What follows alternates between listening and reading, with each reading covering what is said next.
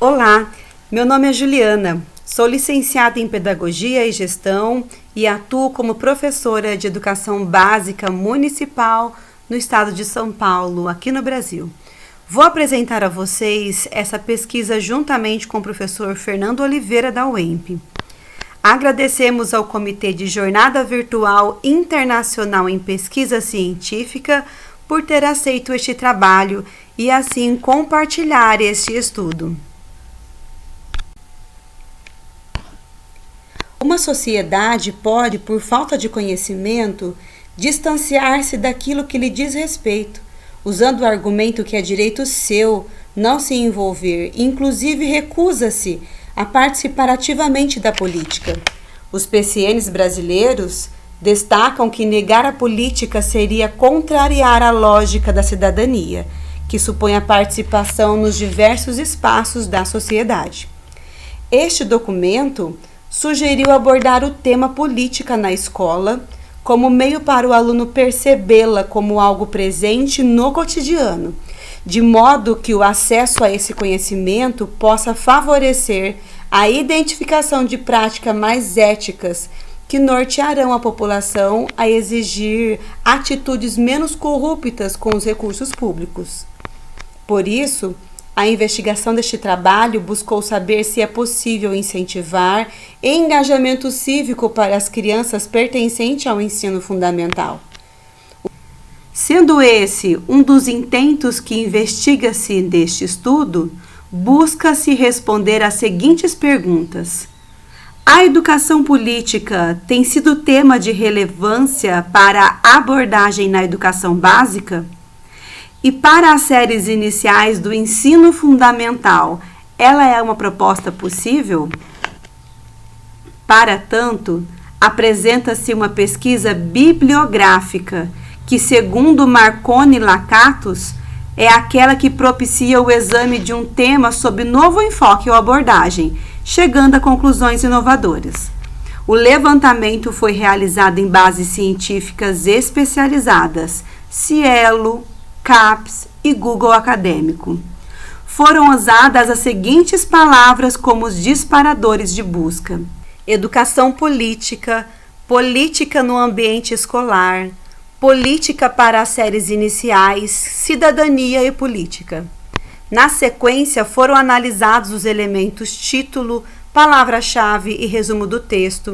Para a Constituição, a educação será promovida e incentivada com a colaboração da sociedade, visando ao pleno desenvolvimento da pessoa, seu preparo para o exercício da cidadania. Em consonância, os artigos 1º e 2º da Lei de Diretrizes e Bases da Educação Nacional são dedicados a descreverem os processos formativos que abrangem a educação, destacando como um dever da família e do Estado, justificando que a sua finalidade é o pleno desenvolvimento do educando e o seu preparo para o exercício da cidadania. Os autores Pérez e Jardim destacam em sua pesquisa a importância de dar a voz às crianças e a possibilidade da participação delas no desenvolvimento de políticas públicas. O projeto foi desenvolvido com crianças de idade entre 4 a 12 anos que apontaram pontos de melhoria significativa nas indicações onde moravam. Para os autores, foi assertiva essa proposta de ouvir os menores, porque quem mora nesses espaços compõe e identificam os elementos que estão nessa localidade, dando forma e ao mesmo tempo se transformando em parte dela. Especificamente sobre as crianças, os autores explicam que a maturidade delas não é resultado apenas de um amadurecimento biológico, mas se dá pelas experiências de participação e ação. Puderam perceber que as crianças têm muito a contribuir para determinados problemas que envolvem o espaço onde convivem. O autor Forlini realizou uma investigação sobre o tema educação política e democracia no ambiente de trabalho. Ele ressaltou a necessidade do tema em constituir-se como agenda de pesquisa e prática na educação. No desenvolvimento do trabalho, foi realizada uma pesquisa empírica com grupos de alunos do terceiro ano do ensino médio para identificar a percepção da educação política e suas sugestões de como poderia ser abordado na escola. Em uma das discussões realizadas nas entrevistas, o autor descreve que os grupos perceberam que o cidadão tem dificuldade de práticas cidadãs, como, por exemplo, tolerar a diversidade de opiniões, desconhecem o sistema político na integralidade e não reconhecem detalhes da importância do voto. Para a abordagem em sala de aula, os entrevistados disseram gostar e considerar importante conhecer o tema, sendo relevante iniciá-lo na educação infantil gradualmente, até completar o ensino médio. O autor Moraes, para essa mesma faixa etária do trabalho anterior, realizou uma pesquisa com estudantes de 16 a 18 anos incompletos atuantes no ensino médio.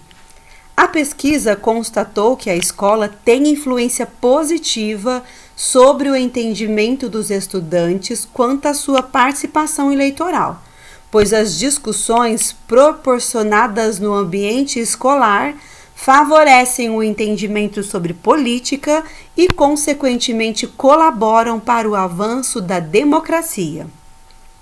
Da escola realizada a pesquisa, Moraes identificou a unanimidade das respostas dos alunos a favor de que o tema política precisa ser abordada na escola. A autora ressalta que as redes sociais têm sido uma ferramenta de forte influência na formação de opiniões dos jovens, sendo incentivo a comportamento não favoráveis à democracia, devido aos conteúdos publicados serem em grande número desprovidos de conhecimento cultural e histórico, contribuindo para a desinformação. Os autores Leite e Desotti, preocupados em favorecer a discussão sobre política na sala de aula, desenvolveram o projeto Vocabulário Político da Antiguidade. O público-alvo foram os graduandos de licenciatura e professores atuantes do ensino básico em História. Com o intuito de refletir sobre os termos mais comuns do vocabulário político, o projeto incentiva os professores a fazerem um diálogo entre antiguidade e contemporaneidade. Os autores ressaltam que é urgente pensar aspectos relacionados à política nacional, visto que a falta de conhecimento conceitual dessa área dá margens para falhas na formação cidadã. Eles reforçam que, se o sujeito não sabe o que é uma república, como poderá propor mudanças a esse mesmo sistema? A autora Silvia apresenta a relevância do tema educação política na escola, dando ênfase à necessidade da participação dos educadores. Para ela, é necessário que haja solidez na formação política dos docentes, para auxiliar os alunos nesse processo de formação cidadã, pois há a necessidade de incentivá-los a serem protagonistas na sociedade, percebendo a responsabilidade que envolve todos. Ela conclui que estamos tratando com alunos que estão vivendo no mundo real da informação e por isso precisamos, juntos com eles, elaborar reflexões, procedimentos e mecanismos que os levem a tornar-se cidadãos atuantes. O autor Cosson analisou algumas possibilidades para o ensino do letramento político e, como resultado, ele descreveu que a democracia é um conteúdo possível de aprendizagem todos os dias, variando de acordo com a necessidade de cada comunidade. Para ele, o assunto não é restrito a um único ambiente, nem seu ensino exclusivo a uma metodologia, mas uma das formas de favorecer a efetivação do assunto é considerar as experiências do aluno como ferramenta de ensino, como meio de exemplificar na prática a democracia. Deste estudo, foi possível observar que o tema educação política é um tema relevante como proposta de abordagem na educação básica, porém ela ainda é pouco disseminada. Sobre a abordagem dela para as séries iniciais do ensino fundamental, notou-se a possibilidade da inserção do assunto para essa faixa etária também. Parte dos autores estudados realizaram suas pesquisas com alunos pertencentes ao ensino médio, e esses alunos sugeriram a abordagem do tema na fase inicial da escolaridade, justificando que no ensino médio eles já têm consigo diferentes estímulos desde o seu nascimento para suas futuras escolhas. A educação política, ao ser abordada somente ao final da educação básica, é desconsiderar que os mais novos estão em fase de desenvolvimento e formação da cidadania. As redes sociais são exemplos quando o assunto é disseminação e consumo de desinformação. Elas também ressaltam o consumo de diferentes informações a curto espaço de tempo entre os mais novos. A escola ainda demonstra ser um local oportuno para abordar a reflexão e possibilitar o desenvolvimento de cidadãos críticos e ativos socialmente.